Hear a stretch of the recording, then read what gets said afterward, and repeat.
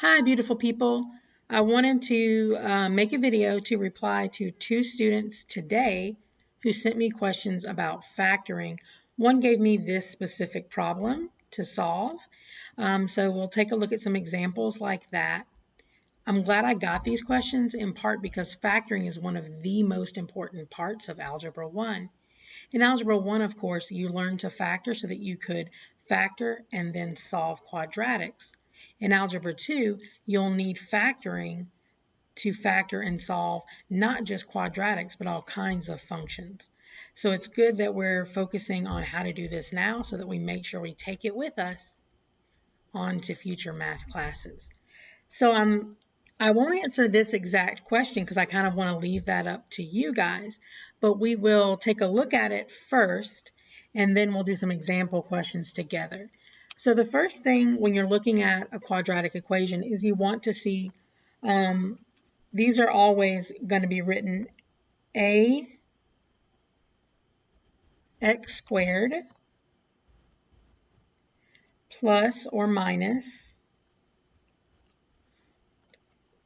bx. Occasionally, in some special cases, b will be 0, and 0 times x is, of course, 0, so you won't have a middle term.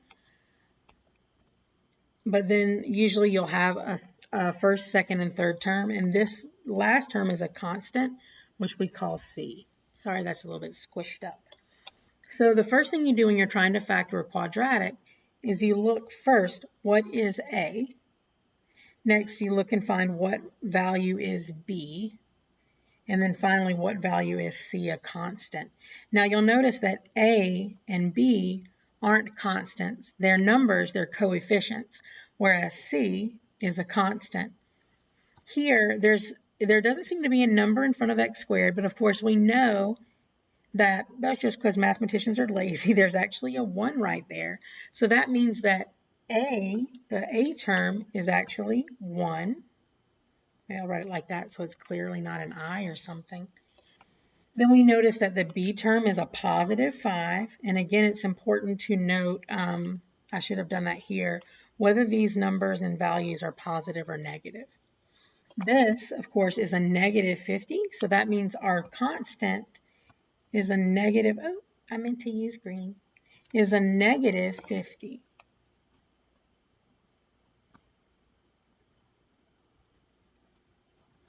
And when we solve, when we factor a quadratic, we're going to look at this form, ax squared plus bx plus c, and we're going to find two factors, two numbers. Factors are numbers that multiply together. And these factors need to multiply to c. In this case, that means multiply to negative 50 and add to b, the value that b is, in this case, a positive 5. And that's the process for factoring. Now, there are 3 different processes for factoring, and this is called a trinomial because there's 1, 2, 3 terms. As the trinomial gets more and more complicated, we might have to use other ways of factoring that aren't simply this sentence, that add a few extra steps. But this is a good place to start. Again, we're going to do 2 factors that multiply to c and add to b. Now let's take away our specific example and look at another example to kind of go with that. So we're going to erase, we're going to erase these constants and the constant and the coefficient. Let me put back my x squared, and you'll notice it'll always be an x squared for factoring, at least in Algebra 1. As you move into Algebra 2, it won't always be an x squared. It might be an x exponent 3 or x exponent 4 and even higher exponent. Again, we'll get rid of our green final numbers there. So let's take a look at this example. What if we had x squared plus 7x plus 12. Our a, again, is 1. Our b is 7. And our c is 12. These are all positive, and like a mathematician who's lazy, I'm not going to write those plus signs.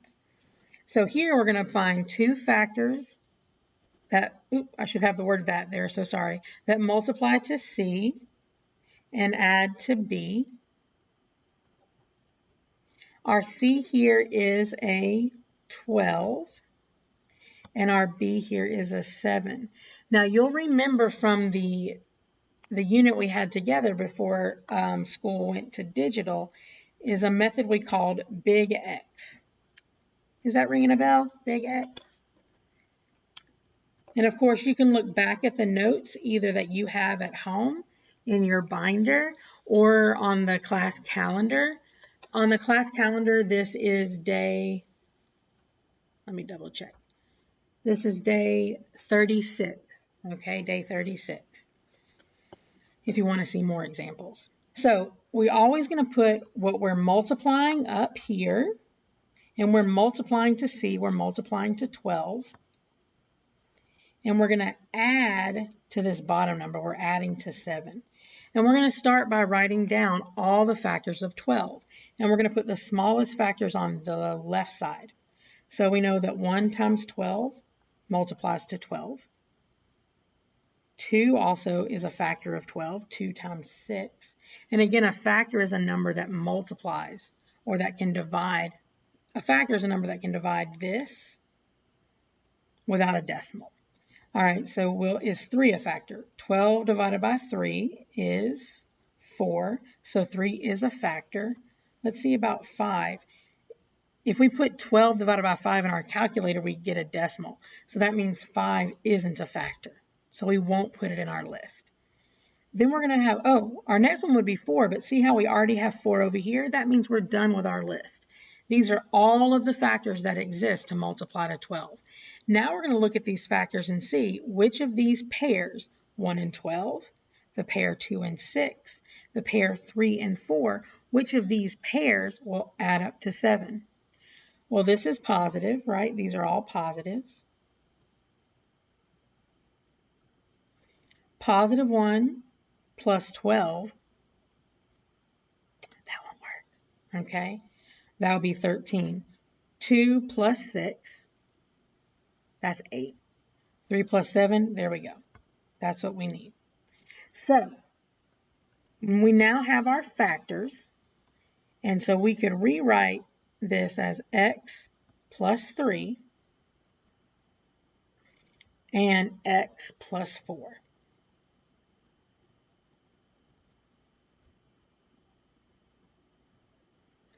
If we want to check if we got this right, we can use our rules for multiplying binomials, which we also called FOIL, F-O-I-L.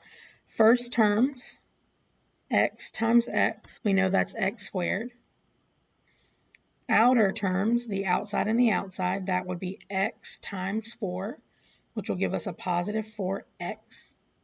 The next one is inner, the inside terms, and that's 3 times x, which would give us a positive 3x. And then the last terms that we haven't multiplied yet, or the last terms in the parentheses, 3 times 4 would give us positive 12. Then we're just going to combine like terms. These two combine to be 7x. X squared doesn't have anything to combine, so it drops down. There's no other constants besides 12, so it drops down. So we have checked our answer. X plus 3 in parentheses times parentheses x plus 4 parentheses is the same as x squared plus 7x plus 12. Okay, that's one example. Like I said, you can check your notes on day 36 for additional examples, or you can just let me know that that wasn't enough and I can make you some more videos. Okay, talk to you guys later. Bye.